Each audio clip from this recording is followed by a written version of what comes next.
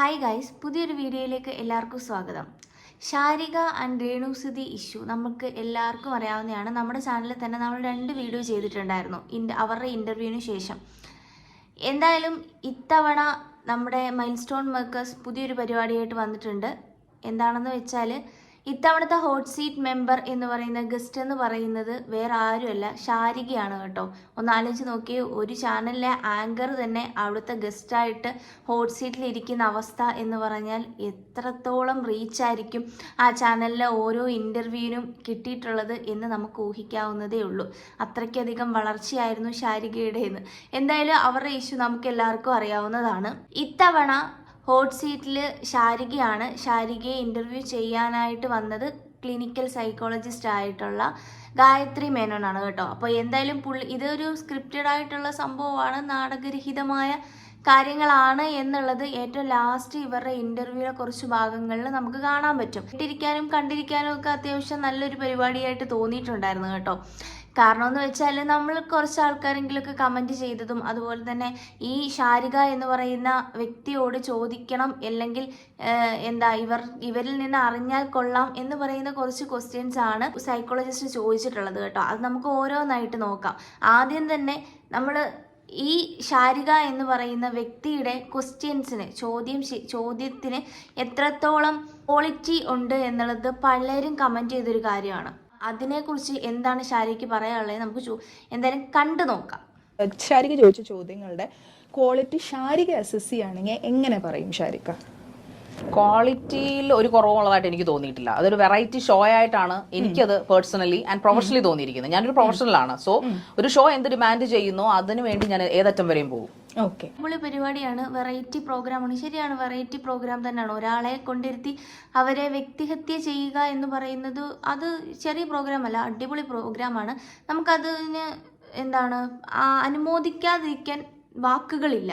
നല്ല പ്രോഗ്രാമാണ്. എന്തായാലും പുള്ളിക്കാരി പറയുന്നൊരു കാര്യം എന്ന് പറയുന്നത് നല്ല ക്വാളിറ്റിയുള്ള ക്വസ്റ്റ്യൻസ് തന്നെയാണ്. പുള്ളിക്കാരിക്ക് 100% പുള്ളിക്കാരി അവരുടെ ആ ഒരു ക്വസ്റ്റ്യൻസിൽ അത് അടിപൊളി ക്വസ്റ്റ്യൻ ആണ് എന്ന് തന്നെയാണ് ഉറച്ചു നിൽക്കുന്നത്. അതുമല്ല, വേറൊരു കാര്യം കൂടെ പറയുന്നുണ്ട്. ആ ഷോ എന്ത് ഡിമാൻഡ് ചെയ്യുന്നോ അത് പുള്ളിക്കാരി ചെയ്യും, ഏതറ്റം വരെയും പോകാനും തയ്യാറാണ് എന്നുള്ളത് നല്ലൊരു ക്വാളിറ്റി തന്നെ കേട്ടോ.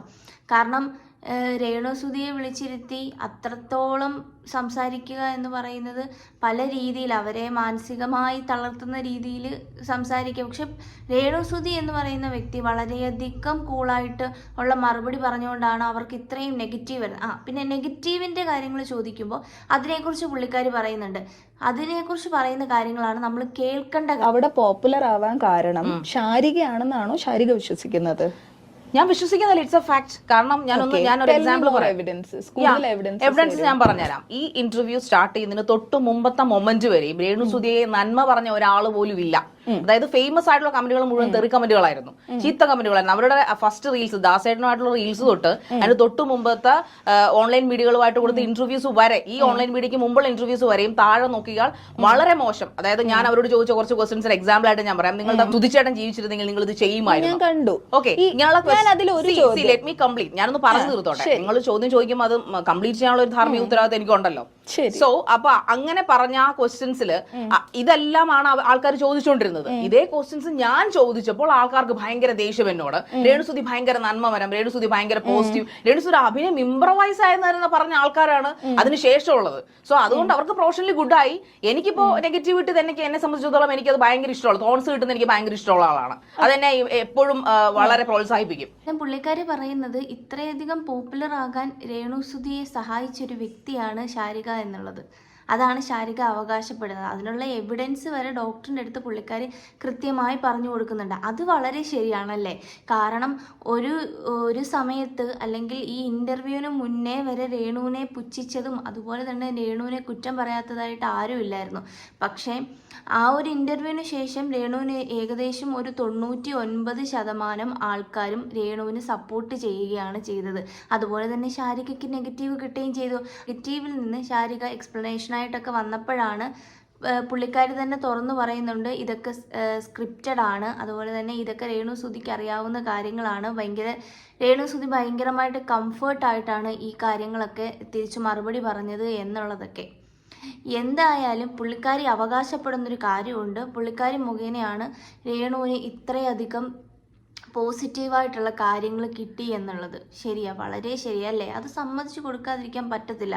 കാരണം ഒരു സ്ത്രീയെ വിളിച്ചു വരുത്തി അവരെ അങ്ങിട്ട് നശിപ്പിച്ച് കളയുന്ന രീതിയിലെ ക്വസ്റ്റ്യൻ ചോദിച്ചു കഴിഞ്ഞാൽ എത്ര വലിയ ശത്രുക്കളാണ്, കൊല്ലാൻ നിൽക്കുന്ന ആൾക്കാരാണ് എന്ന് പറയുമ്പോഴും ഇത് കാണുമ്പോൾ ജനങ്ങൾ സ്വാഭാവികം വളരെയധികം സഹതാപം തോന്നും.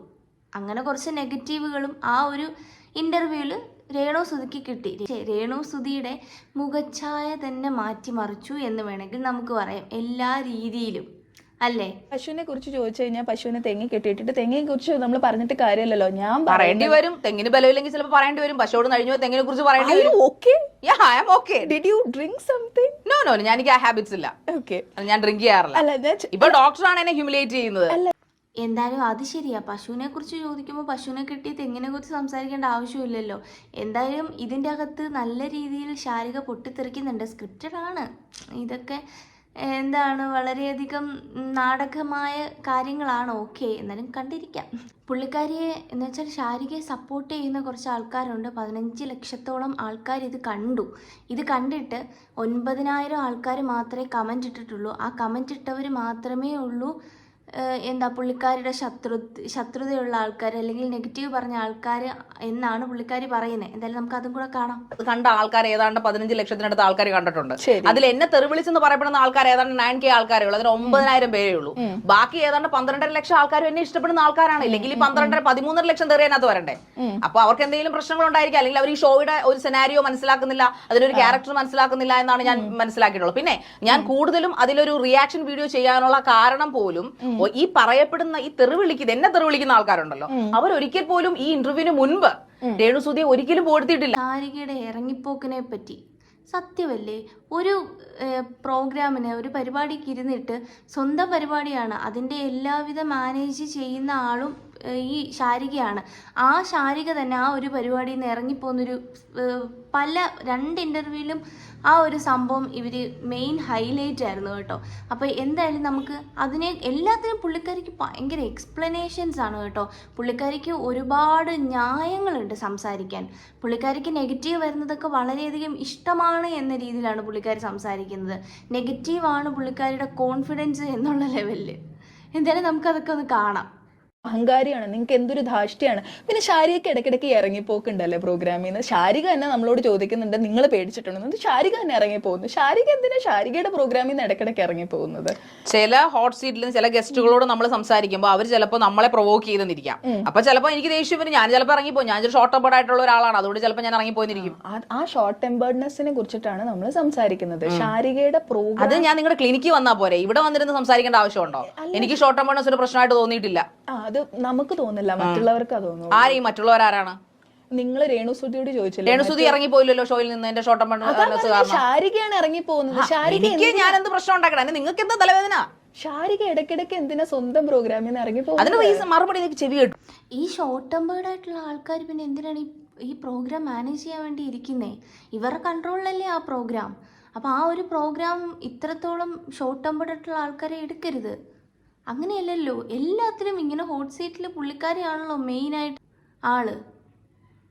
പുള്ളിക്കാരിയാണ് അതിൻ്റെ മെയിൻ. പിന്നെ എന്തിനാണ് ഈ ഷോർട്ട് ടെമ്പേർഡായിട്ടുള്ള ഇത്ര പൊട്ടിത്തെറിച്ചും അതേപോലെ തന്നെ ഭയങ്കരമായിട്ട് ഷൗട്ട് ചെയ്തും ഒരുമാതിരി വ്യക്തിഹത്യ ചെയ്യുന്ന പോലുള്ള ക്വസ്റ്റ്യൻസും പേഴ്സണൽ ക്വസ്റ്റ്യൻസും അങ്ങനെ ആവശ്യമില്ലാതെ എല്ലാ തരത്തിലുമുള്ള ക്വസ്റ്റ്യൻസ് ചോദിക്കുന്ന ഷോർട്ട് ടെമ്പേർഡായിട്ടുള്ള ആൾക്കാരെന്നാൽ പിന്നെ എന്തിനാണ് ഈ പ്രോഗ്രാം അവതരിപ്പിക്കാൻ വേണ്ടി ഇരിക്കുന്നേ? അങ്ങനെയുള്ളത് ചെയ്യരുത്.